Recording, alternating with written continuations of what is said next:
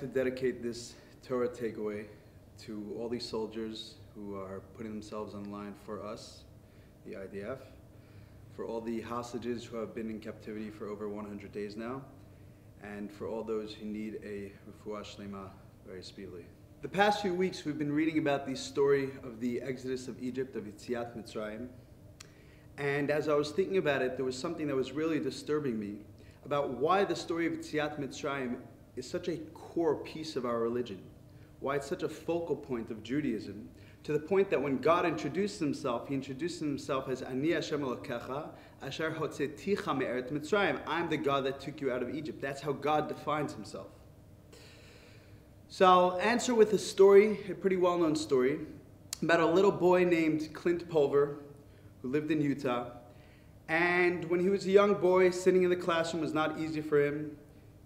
Out of the blue, his hands would start drumming and banging on the desk, and it would make noise, and it would obviously disturb the class. And so, like every teacher, they would, punish him and give him proper consequences in order to try to control him so that the classroom would remain quiet. Now, it didn't really help Clint, no matter what he was told, to the point that one day his teacher sent him out of the classroom and told him to go to the principal's office. He walks to the principal's office, and the principal tells him, it seems pretty tough for you. Perhaps you can take your hands, put them under your legs. That way your hands won't be drumming on the desk. They'll remain under your legs. So Clint goes back to the classroom, and he tries that, and it works. But just for a minute or two, and before he knows it, he's back to banging and drumming on the desk. The teacher obviously got upset, and this just became a pattern. One day he's sitting in his classroom, and the usual is happening, banging on his desk, drumming on his desk. And the teacher Mr. Jensen turns to Clint and tells him, "Clint, I would like to see you after class." Now, Clint, as a young boy, was obviously very afraid. He thought that this would be the end, maybe kicked out of school. And class finishes. Clint nervously walks up to his teacher, and Mr. Jensen's sitting there by his desk. He looks at Clint in the eyes, he opens up his top drawer, and he pulls out a pair of drumsticks. He hands them over to Clint, and he says, "Clint, you are not a problem, you are a drummer." Clint actually went on to be a world-renowned drummer, performing all over the world for hundreds and thousands of people. The story of Yetziat Mitzrayim, yes, was a very challenging, tough time.